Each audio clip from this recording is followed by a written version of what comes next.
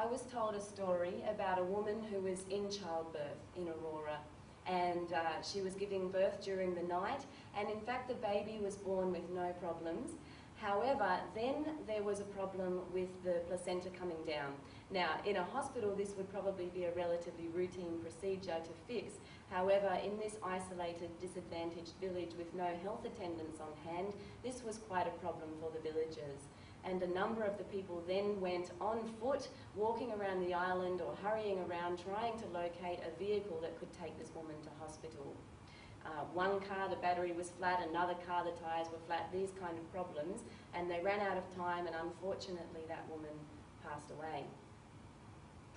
Now, the reason why that story is significant is because the villager who told me that story said that if they'd had mobile phone reception at that time, he's confident that they would have been able to save that woman because they would have saved time in locating a vehicle to get her to hospital. He also said that if that was to happen again, something like that, that he believes they'd be able to save the person. So he saw the mobile phone as a huge benefit in terms of emergency situations. But there are limitations on the effectiveness of the mobile phone as well. Gering Balapini is a woman who lives in Aurora caring for her children and her ageing father.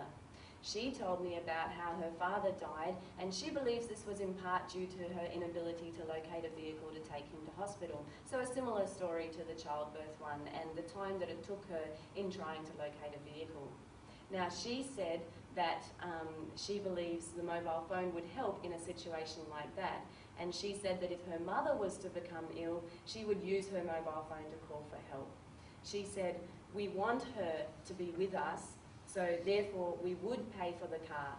However, if we don't have money, we wouldn't be able to pay for the car. We'll stay with mother and she'll die. And everything you think of is the money system.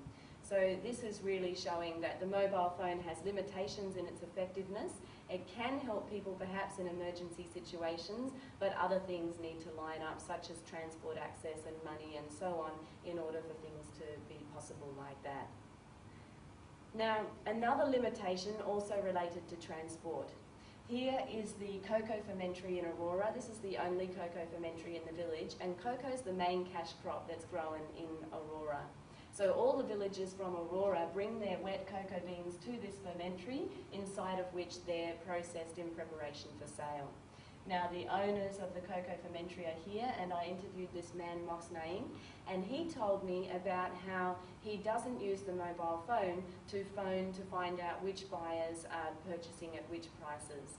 You see, the mobile phone literature talks about people like him using mobile phones to contact different buyers and work out where to send their goods. However, he said because he has such limited transport access, and because the transport, when he can organise it, they probably already have a predetermined destination in mind, therefore he doesn't use the mobile phone. It's of no advantage to him at all to be able to phone the buyers because he can't take the wet beans, the processed beans, sorry, to where he wants them to go anyway. So, are mobile phones an economic boon or a financial burden for people in Aurora? Well, many of the villagers talked to me about the expenses associated with owning a mobile phone. They said that it costs them a lot of money, they felt that it wastes their money, and that it's too expensive for them. A huge number of the non-owners, so the 3/4 of people who did not own mobile phones, said that the reason they didn't own a mobile phone was because it was too expensive. In terms of income generation activities then, it seems that the mobile phone is not having much of an impact in Aurora. The mobile phone maybe will be able to help in the future, but with access to transport and markets so limited, it seems that the mobile phone's effectiveness in improving people's lives in terms of income generation is also limited. So there are qualifications on the mobile and its uses, both in business and in family medical emergency situations.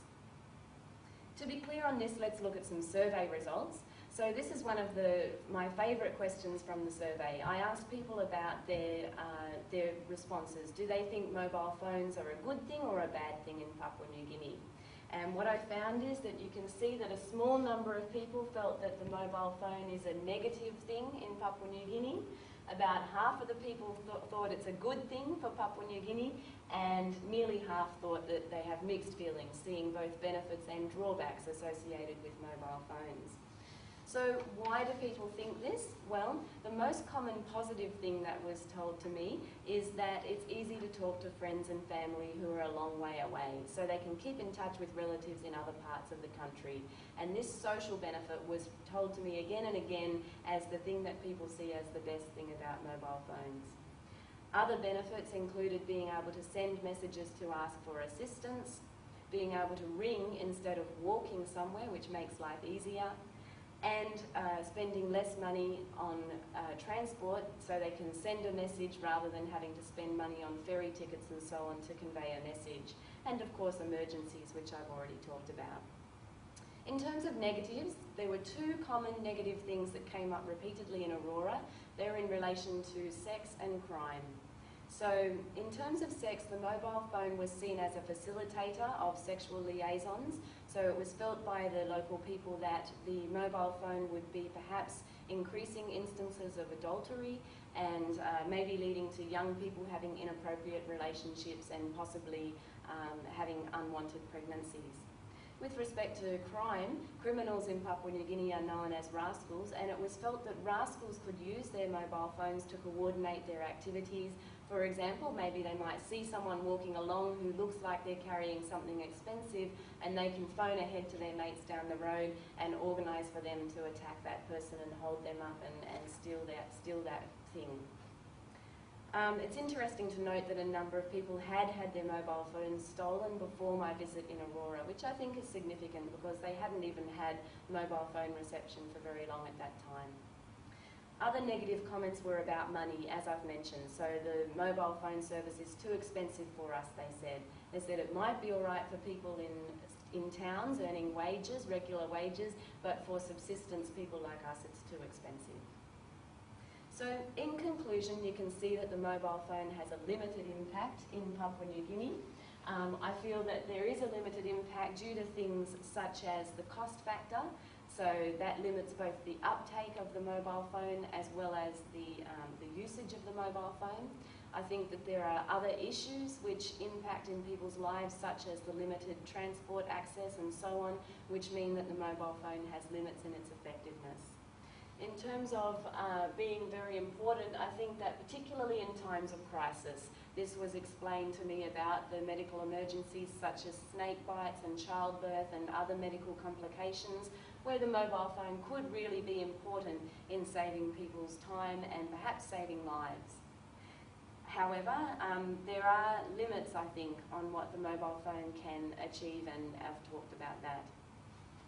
In terms of traditional communication techniques, these are still existing, and I was very surprised to find out how much people are still using the mobile phone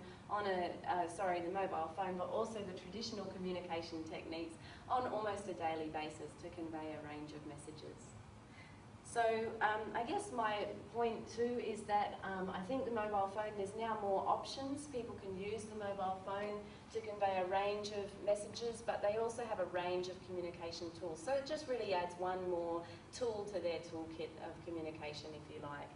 So I hope this presentation has provided some insights for you about mobile phones in Papua New Guinea and mobile phones in the lives of rural poor people. In this research project, I will be looking at other villages over time, so I hope that I'll be able to share some of my findings with you from other places at a later date.